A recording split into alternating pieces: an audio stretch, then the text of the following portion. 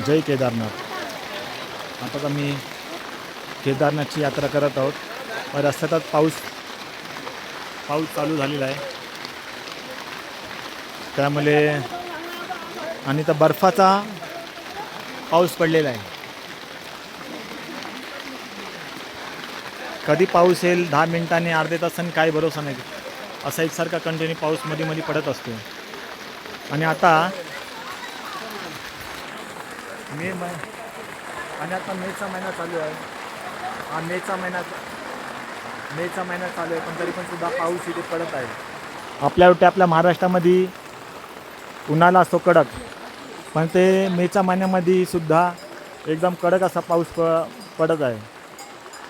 10 मिनिटांनी अर्ध्या तासाने 1 तासाने कधी पाऊस पडतो आणि तो पण बर्फाचा पडतो. रामकृष्ण हरी.